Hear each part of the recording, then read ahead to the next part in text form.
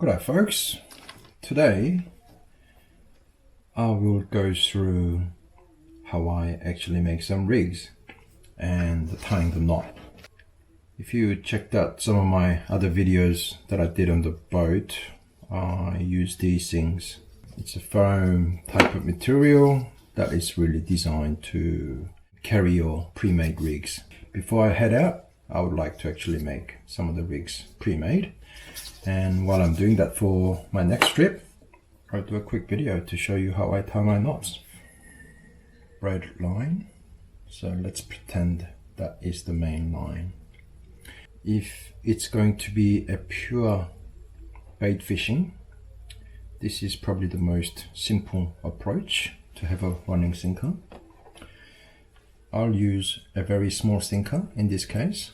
A running sinker setup is probably the most fundamental and basic setup.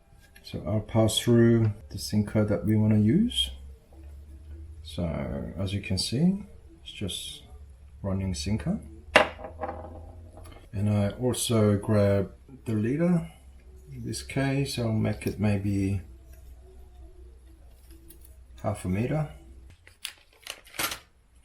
So I'll just grab a swivel, goes through the eye.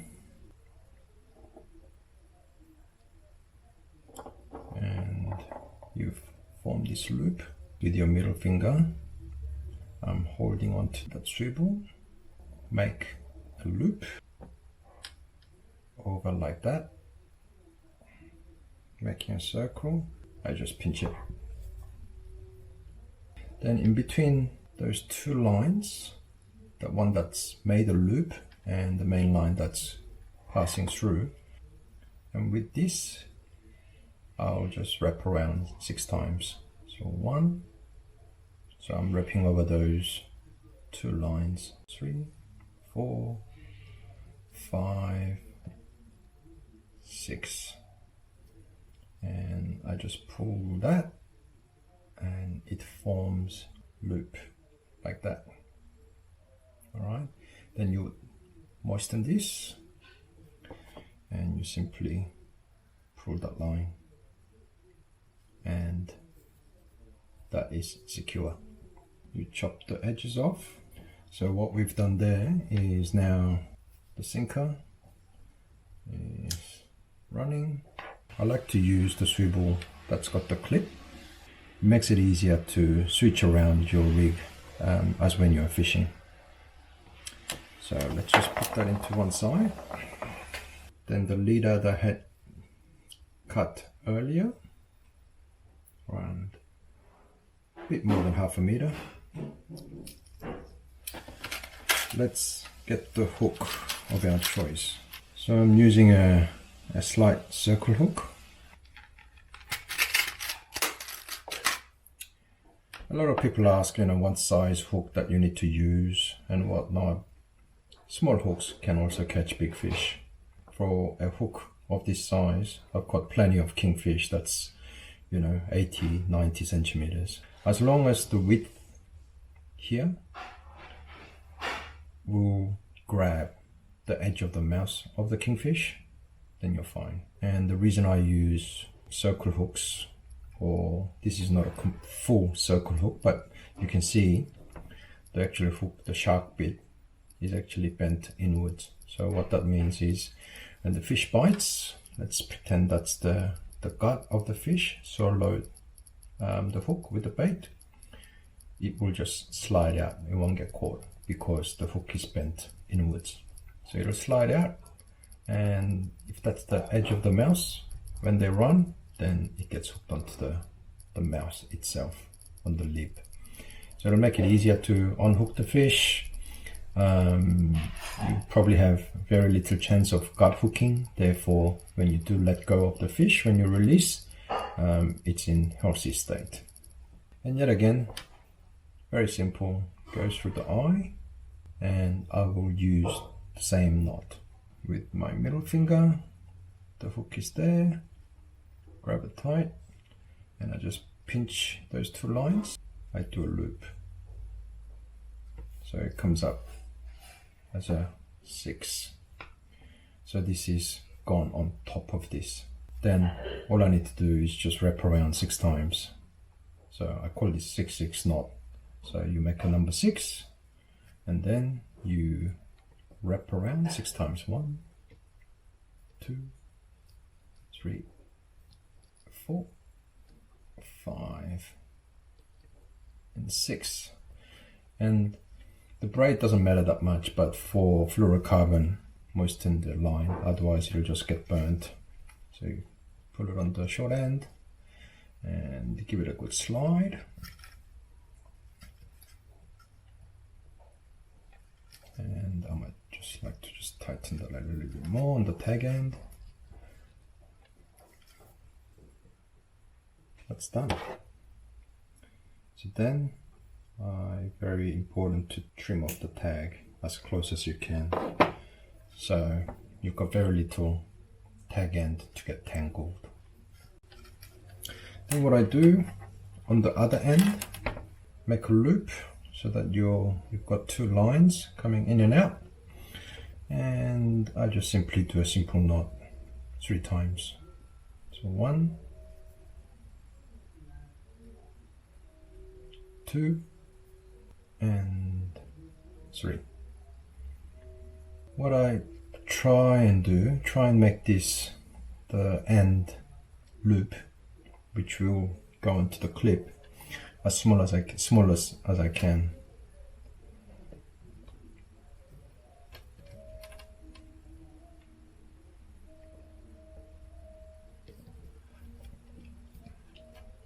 Yet again, very important to cut off the tag end nice and tight. Then you have a quick loop. Alright, so I've got the leader. Then when I'm out on the water, when I'm ready to fish, I simply undo the clip and put that on, and there you have it.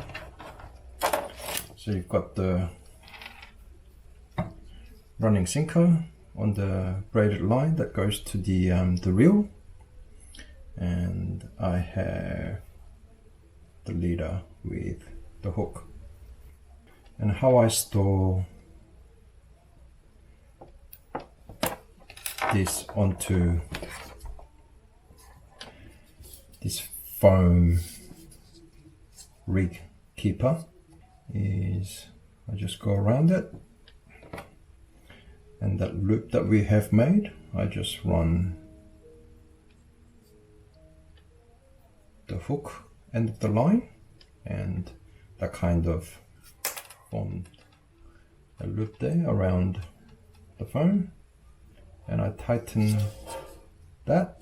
See how it's this way, the loop that I formed with the knot is there, and that's the line passing through, and I tighten and I simply wrap around this way.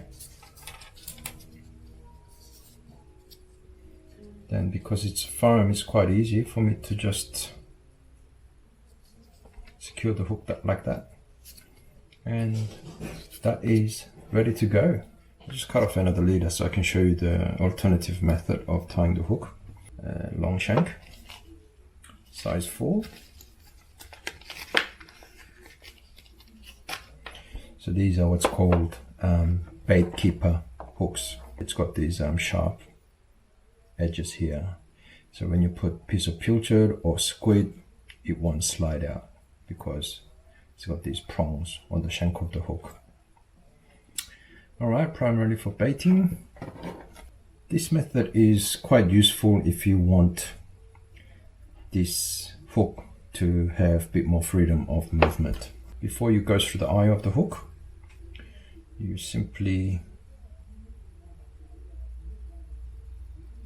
tie this knot here, and then I go through the eye of the hook.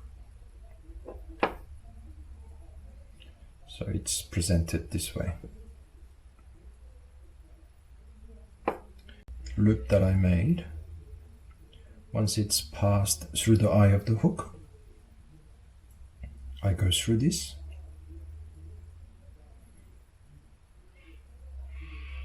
so it forms this shape right here. So at this stage I can tighten the main line and make the loop a bit smaller, so kind of looks like that. Clinching or pinching onto this entire loop that I've gone through, I'll twist these two lines 6 times. 1, 2, 3, 4, 5, 6. So I've made 6 wraps. Then this tag end I will pass through, not here but here. So gone past that, grab on, and then pull it all through, and all the knots will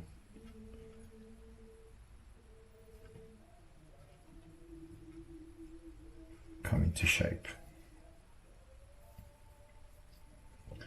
Then I give it a good yank, and like always cut off the excess tail end quite close. Alright, so as you can see, this loop retains that loop there, so this allows the hook to move around freely. So together with the leader, and imagine that's just in the drift with the bait, the hook is free to move, and more movement the better, because it'll just look more natural. Alright, that's not going anywhere. And same again on the other end, put the 2 lines together, and I will do the loop 3 times. 1, 2, and 3, trying to make it small as possible. Just makes it a bit more neater and tighter, and also less prone for the tangles. Put it tight, and there you have it. So yet again, just go around it and through that loop. I put the hooks through, and I tighten it and wrap.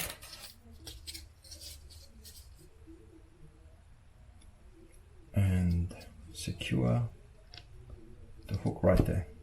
So there you have it. I've got 2 pre-made rigs ready to go. Catch some good fish. Keep fishing. Bye now.